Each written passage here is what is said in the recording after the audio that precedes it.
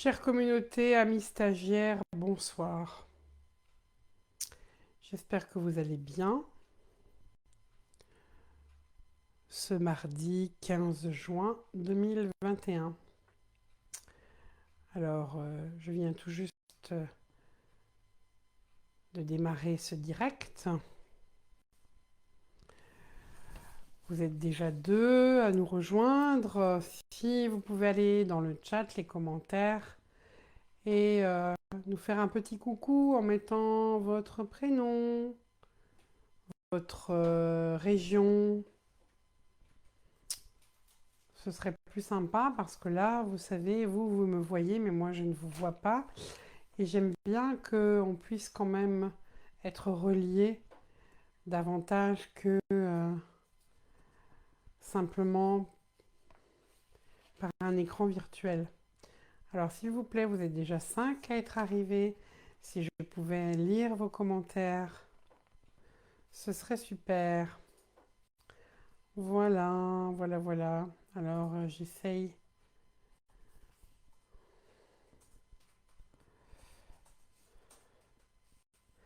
de regarder si vous me faites des coucous ou pas. Est-ce qu'il y a des coucous, Christian? Parce que j'ai Christian qui est aux manettes pour pouvoir me laisser librement parler. Alors, je le répète, ce serait bien qu'on ait dans les commentaires vos prénoms, d'où vous venez, quelle région.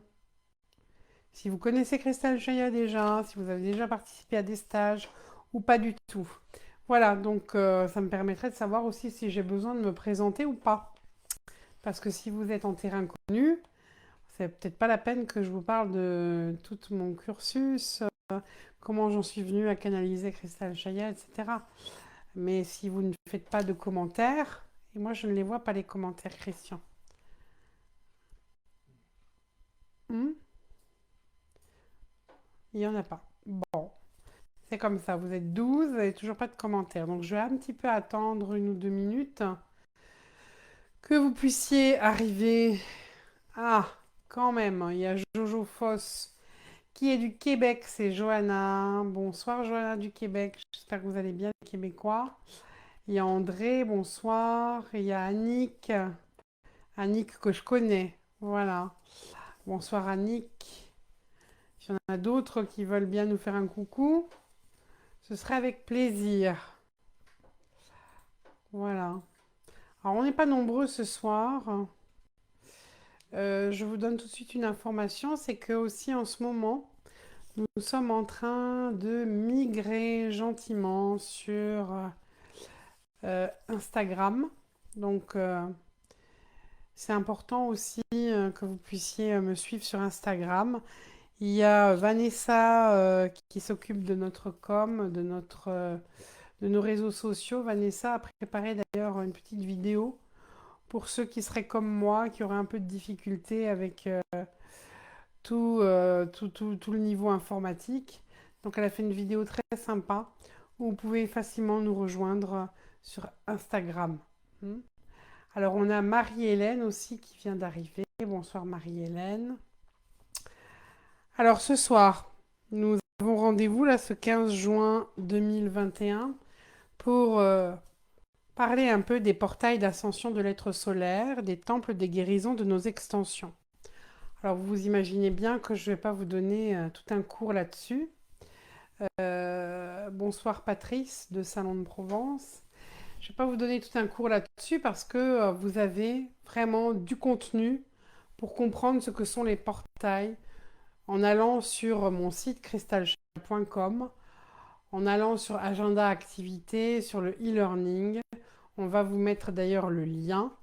Voilà, on vient de vous le mettre. Comme ça, si vous avez envie de vraiment approfondir le sujet sur les portails, d'entendre Crystal Chaya à travers mon canal qui vous explique plein de choses sur les portails, vous pouvez le faire à travers ces e-learning. Euh,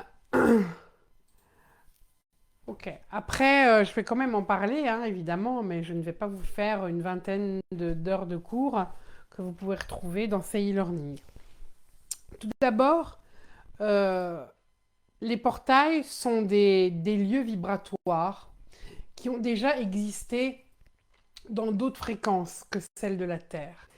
Et aujourd'hui, la Terre a un tel niveau de fréquence, hein, son niveau vibratoire augmente, que ces portails peuvent, peuvent aussi trouver des relais à travers des vortex majeurs de la Terre.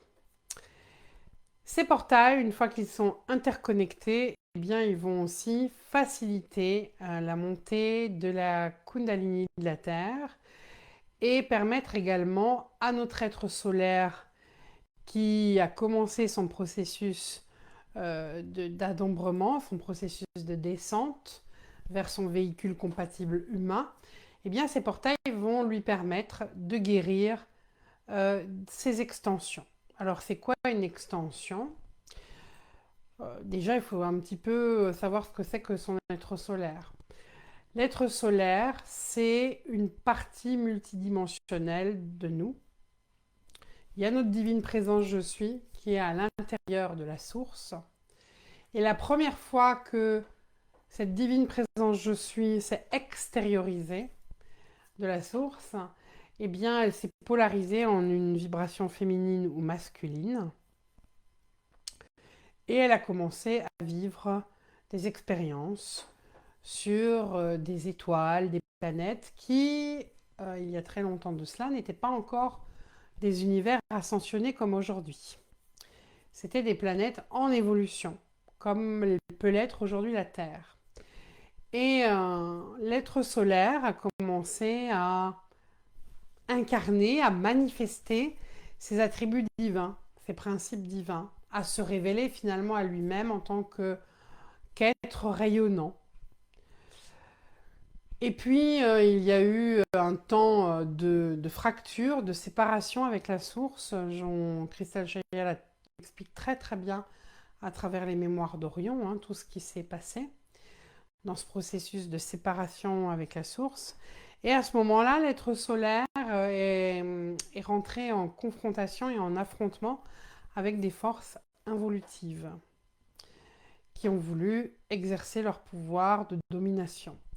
Et notre être solaire, eh bien, dans ces contacts, ces affrontements, eh bien, quelquefois il a été kidnappé, intrusé, violé énergétiquement, puisqu'il a reçu des implants, des structures là réplicantes, etc., pour limiter ses perceptions et son lien avec la source. Et lorsqu'il a eu ces traumas, eh bien, c'est créé ce qu'on appelle une extension. C'est-à-dire que l'être solaire, qui était sur une table d'opération en train d'être ausculté ou maltraité énergétiquement, eh bien, dans son choc vibratoire, c'est comme s'il avait laissé sur place l'empreinte de tout son ADN. Et c'est comme si là, quelque chose s'était figé. Et les forces involutives ont donc récolté toute l'information de son ADN. L'être solaire n'était plus présent sur la table d'opération directement, mais de façon indirecte à travers ses empreintes qu'il laissait là. Et les forces involutives ont commencé à donc agir sur l'être solaire à travers son ADN, à travers les empreintes de son ADN. Pour vous donner une image, c'est comme si aujourd'hui on vous kidnappait, mais on ne pourrait pas vous opérer directement parce que le fait d'être traumatisé du kidnapping, vous laissiez des parties de vous sur place, une empreinte d'ADN, mais pas votre corps réel, pas votre corps solaire. Mais quand même, en ayant les empreintes de votre ADN, par voie de résonance, on agit sur le rayonnement de l'être solaire. Je ne sais pas si c'est très clair, mais enfin, je ne vais pas trop longtemps m'étaler non plus sur les extensions. En tout cas, il y a des extensions qu'on appelle victimes, parce qu'elles sont passives, elles ont subi quelque chose, elles ont subi des intrusions. Et puis, il y a des extensions que l'on nomme rebelles. Elles sont actives. Pourquoi et c'est quoi une extension rebelle? Ben, à force d'avoir eu beaucoup de fois des kidnappings, des inoculations de codes involutifs, etc., au bout d'un moment, l'être solaire a eu vraiment la sensation d'être séparé de la source. Et à travers ça, il a commencé à perdre le lien d'amour avec la source et à se juger lui-même, à se juger de ne pas être à la hauteur.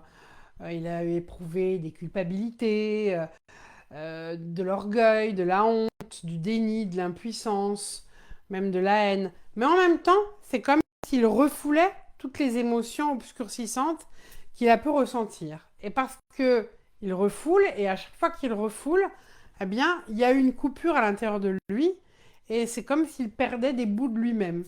Hein. Les chamans sur Terre appellent ça des fragments d'âme. On pourrait un peu comparer ça, les extensions rebelles, à des fragments d'âme.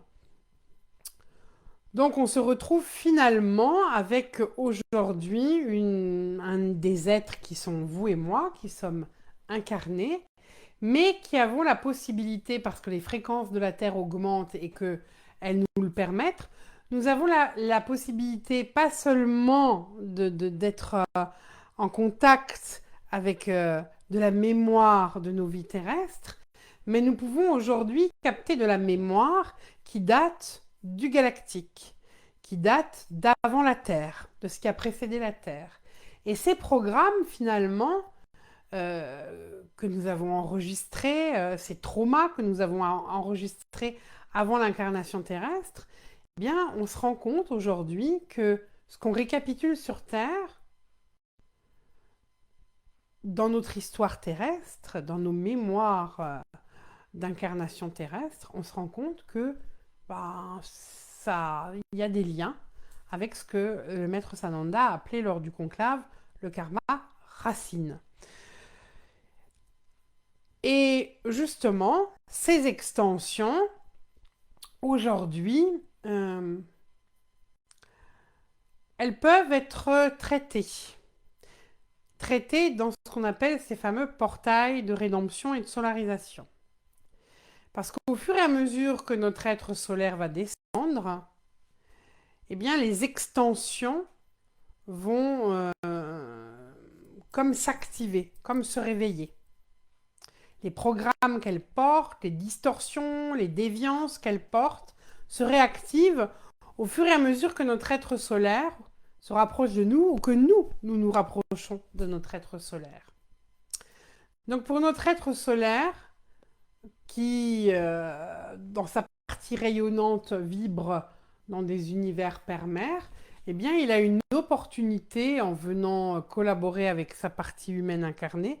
L'être solaire a vraiment une opportunité de guérir totalement de ses vieilles mémoires, de ses mémoires racines de séparation. Et quand l'être solaire peut guérir cela à travers nous, nous être incarnés, nous qui avons un ADN métissé, eh bien, il y a une information qui se crée et qui va se diffuser dans tous les univers pour aussi, finalement, proposer aux familles involutives de nous rejoindre dans cet amour, cette allégeance, ce service au bien commun, ce service envers la source originelle. Les portails. Alors, les portails, c'est pas simplement des protocoles que j'ai reçus comme ça, comme on pourrait recevoir une dictée. Hein. Imaginez, pour faire une comparaison, la maîtresse fait une dictée, elle dicte un texte et les élèves écrivent. Non, ça s'est pas passé comme ça. J'ai pas simplement canalisé comme on canaliserait une lettre Non, les portails m'ont demandé aussi, en même temps que je transmettais ce qui se passait dans les portails, l'enseignement, eh bien, en même temps, je vivais un processus initiatique dans les portails. Et les personnes qui m'ont accompagné lors de voyages pour l'activation de ces portails, ben, il y a eu des interactions qui se sont faites entre moi, l'enseignement de Cristal Chaya, entre les extensions que l'on a contactées dans ces différents portails. Et j'ai pu vivre et les personnes qui étaient là physiquement, présentement, à ce moment-là, nous avons vécu ensemble un processus initiatique. Et pendant différents stages, Crystal Chaya a toujours préparé, je dirais, il y avait un avant-portail, un avant-ouverture de portail. Il y a le moment du voyage qui est une expérience unique, magique, parce que c'est l'ouverture du portail et il se passe des choses. Et puis il y a un post-portail, c'est-à-dire après on commence à voir ce qui se passe à l'intérieur de ces portails, ce que vivent nos extensions. Mais nos extensions, elles sont pas toutes seules. Nos extensions, qui sont donc des fragments de notre être solaire, de la mémoire, je dirais, non digérée de notre être solaire, eh bien, ces extensions, elles sont entourées par des involutifs, soit des exécutants, soit des esclaves reptiliens, des insectoïdes reptiloïdes, des monarques conquérants, des pontes, c'est tout un univers en fait. Et ce qui est passionnant pour moi, c'est de me dire que dans un portail, il n'y a pas que les fragments de mon être solaire qui sont traités. Il y a aussi tout leur environnement. Alors, quand je vous parle d'un côté d'extension, de l'autre côté des forces involutives, reptiliens et autres, on a l'impression que tout ça, ce sont des éléments séparés. Euh, d'une même scène, si je puis dire. Oui, c'est vrai. Mais en même temps, dans l'ADN, non. Dans l'ADN, tout ça ne fait qu'un. Donc ce qui devient intéressant, c'est que pour amener ce processus de rédemption, de retour à la norme selon la norme du créateur, eh bien, ce qui est important, c'est que nos extensions, elles ouvrent un possible aussi pour ces familles involutives de faire un chemin, de vivre une traversée, de vivre une possibilité de reliance, de lien, de création de lien avec la source. Et c'est là où ça devient très intéressant, parce que ce qui se passe dans les portails n'est pas seulement une alchimie pour notre être solaire, c'est à travers euh, cette guérison de notre être solaire, il y a des familles involutives qui peuvent elles aussi sortir de cet état d'enfermement. Parce que si je prends un exemple, nous sur Terre, aujourd'hui, nous sommes quand même dans un univers qu'on appelle fils, c'est-à-dire en évolution, et à tout moment, on peut choisir. On peut choisir de rester dans nos souffrances, de rester dans nos déviances, de subir notre vie. On peut accuser les maîtres, le diable, Dieu, nos parents, nos enfants, notre famille. On peut rester dans un processus où on est victime et se victimiser même. Ou alors on peut se dire, bon, stop, j'en ai marre de la galère, j'en ai marre de souffrir. Peut-être qu'il faut que je prenne un peu mes responsabilités et que j'aille regarder à l'intérieur de moi, ce qui fait que il y a toujours les mêmes problèmes qui réapparaissent. Hein. Donc sur Terre, on a ce choix. On a ce choix d'ombre et de lumière. On a ce choix aussi de pouvoir faire avec nos ombres un chemin de transcendance et d'intégration.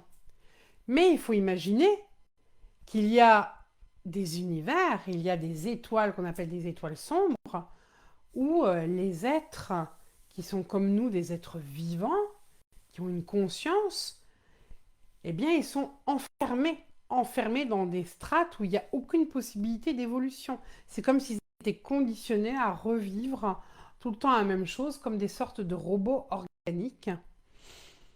Euh, et même si ces êtres-là sont conditionnés, il n'en demeure pas moins que même s'ils ne contactent pas leur souffrance, même s'ils n'arrivent pas à ressentir, c'est pas pour autant qu'ils ne souffrent pas. C'est juste qu'ils ne le ressentent pas. Et les amener avec nous dans ce nouveau possible, dans ce chemin d'intégration, moi je trouve ça extraordinaire. C'est un acte d'amour.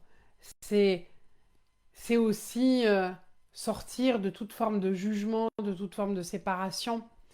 c'est pouvoir se dire aussi que même ceux qui aujourd'hui sont dans l'ombre, eh bien, si on leur propose une autre posture, si on leur propose de commencer ce chemin de rédemption par eux-mêmes, peut-être que leur vie va changer et qu'ils vont sortir de l'obscurité totale pour commencer à percevoir un peu de lumière. Donc pour moi, c'est quelque chose d'assez extraordinaire que de pouvoir faire ce chemin et de se rendre compte que finalement, euh, certaines races extraterrestres ou certaines hiérarchies sombres, eh bien, si on veut mettre un terme à tout ça, à toute cette dualité, à toutes ces guerres, à toute cette concurrence, cette envie de prendre le pouvoir sur l'autre, de dominer l'autre, d'être dans des jeux de manipulation et tout ça, si on veut que ces choses-là cessent à l'extérieur de nous, eh bien, on se rend compte à travers les portails que ça se passe d'abord à l'intérieur de nous, tout ça. Et que si on va à l'intérieur de nous rencontrer tout notre royaume, là, à la rencontre de tout notre royaume et de tout ce qui s'y passe, et que si on devient, je veux dire, un roi qui prend, ou un roi, une reine qui prend soin de son royaume, qui s'accueille avec bienveillance, avec amour, eh bien, les choses peuvent se transformer, elles peuvent s'apaiser, elles peuvent changer de direction. Voilà, donc c'était plus un petit peu ce soir, mon intention, c'était de pouvoir un peu vous donner un peu l'état d'esprit des portails, quoi, leur rôle dans ce processus d'ascension. Et puis, comme je vous l'ai dit, hein, j'ai pas reçu ça comme on reçoit une dictée. J'ai vécu des expériences, j'ai vécu des processus qui m'ont permis à un moment donné, eh bien, avec Christelle Chaya, avec dans la conscience Melchizedek, dans la rectitude du verbe Melchizedek, j'ai pu mettre en place des protocoles avec eh bien, une certaine musicalité, une certaine, euh, euh, une certaine écoute aussi, à développer une certaine écoute, un certain regard pour aider ces forces involutives, leur donner aussi l'envie de ce changement, l'envie de ce chemin. Parce que pour les forces involutives, c'est pas aussi évident que ça. Elles ont peur, elles n'ont pas l'habitude, elles ont toujours été dans la soumission, dans l'obéissance. Et là, tout d'un coup, rentrer dans les portails, pour elles, c'est perdre tous leurs repères. Et pouvoir les rassurer et leur dire que la véritable liberté, ce n'est pas d'avoir le pouvoir sur l'autre, mais c'est d'être roi sur soi, ça fait toute une différence. Donc à travers ce vécu initiatique hein, que j'ai eu, eh bien, il y a donc tout un verbe et une façon de parler à ces ombres, une façon de parler à nos extensions, mais aussi à tout leur environnement, ces forces involutives. Il y a une façon de les aborder euh, qui nous permet aussi un vrai travail de guérison en profondeur. Hein. La parole guérit aussi. Alors la parole guérit grâce au verbe, mais à l'intérieur de ces portails, il y a aussi des sons, des mantras, des ondes de forme à travers les sauts d'unité quantique, notamment en ce qui concerne les portails de solarisation. Hein. Alors quand même, petite information, c'est quoi la différence entre rédemption, solarisation? En fait, qu'est-ce que ça veut dire tout ça? Pour illustrer la rédemption, je vous donnerai une citation du maître Babaji. Pour faire court, pour faire simple, Babaji dit il n'y a pas de saint sans passé et il n'y a pas de pécheur sans futur. Ça veut dire que rien n'est fermé, tout est en mouvement. Tout est en mouvement, tout est un processus en mouvement tout le temps. Il peut y avoir, lorsqu'on expérimente des opposés, hein, à un moment donné, eh bien, on va vivre une sorte de poussée évolutive de conscience. Hein. mais rien n'est figé. Ça veut dire que des maîtres, aujourd'hui, si ce sont des maîtres, c'est qu'eux aussi ont dû parcourir, traverser, transcender et inclure leurs ombres. Et puis, si il y a des pécheurs aujourd'hui, des gens qui se sentent coupables, ont l'impression que ils font jamais assez bien, ou alors qu'ils sont résignés, ou qu'ils se sentent frustrés, et puis du coup ils ont de la colère parce qu'ils ressentent de l'impuissance, et puis ils en veulent à la terre entière, ils en veulent aux autres. Et bien même ces êtres-là, qui paraissent complètement dans la souffrance, bah ceux-là aussi, si demain ils décident de faire un chemin, ils peuvent rejoindre la conscience des maîtres. Donc le chemin devient vraiment euh, ben, une voie sacrée, la voie qui nous permet d'être, qui nous permet d'accepter, pas accepter dans le sens, oui, être résigné, accepter tout et n'importe quoi, non, mais accepter que ça, ce qui se présente, même si c'est douloureux, même si c'est inconfortable, ah bah c'est là, ça fait partie de la contrainte, ça fait partie de ce qui nous reste à libérer, et que peut-être comme je dis souvent, c'est pas le voyage, c'est pas la destination qui compte. Hein, c'est pas le fait de se rendre à New York qui compte, mais c'est la façon dont on va vivre le voyage. Hein. Euh, parce que si sans arrêt on est dans la projection à se dire ah vivement que je suis là et que je vois comment ça se passe, vivement que j'arrive à New York, bah, peut-être que on passe à côté du voyage et on ne voit pas ce qui se passe, on ne prend pas le temps d'apprécier, on ne prend pas le temps d'intégrer, on ne prend pas le temps de trouver du sens. D'ailleurs, vouloir trouver du sens trop rapidement, je n'arrête pas de le dire, hein, ça finit par stériliser tout un processus. Voilà, donc je voulais un petit peu vous donner le goût, l'esprit de ce qui se passe dans les portails, que ce ne sont pas juste des décrets, des récitations, c'est un vrai travail alchimique intérieur. Et aussi, j'aime non seulement travailler avec les portails, mais associer ça avec les sauts d'unité quantique, et puis associer cela aussi avec la respiration solaire, avec le processus de naissance, pour vraiment être à tous les niveaux de notre être, hein, en réceptivité. Alors je disais rédemption, voilà, rédemption, c'est, bah, je commence par m'accueillir, sans me juger. Je m'accueille avec bienveillance. Et si je me juge, bah, je regarde c'est quoi que je juge en moi, c'est quoi la partie de moi que j'arrive pas à accueillir, c'est quoi que j'aime pas en moi, c'est quoi qui aurait besoin d'amour. Euh, donc la rédemption, c'est un chemin qui commence par soi. Je vois pas comment je peux accepter les déviances et les failles des autres si je les ai pas reconnues en moi. Et puis la solarisation, alors là, on est dans ce qu'on appelle du recyclage. Qu'est-ce que ça veut dire? Ben, je vous invite à penser un instant au feu. Hein. Quand vous faites un feu, eh bien le feu, vous pouvez offrir n'importe quoi. Que ce soit des détritus, des choses que vous ne voulez plus, des choses à brûler, ou que ce soit des offrandes, des pétales de fleurs, des sucreries, des choses magnifiques. Peu importe, le feu se nourrit de tout. Donc la conscience de solarisation, c'est vraiment cette ouverture du cœur de la cellule, c'est-à-dire allumer le feu en soi, allumer la lumière, rayonner et atteindre un niveau de maîtrise parce que justement, je suis conscience de feu. Je ne suis pas affectée émotionnellement ou mentalement par quelque chose qui est extérieur à moi.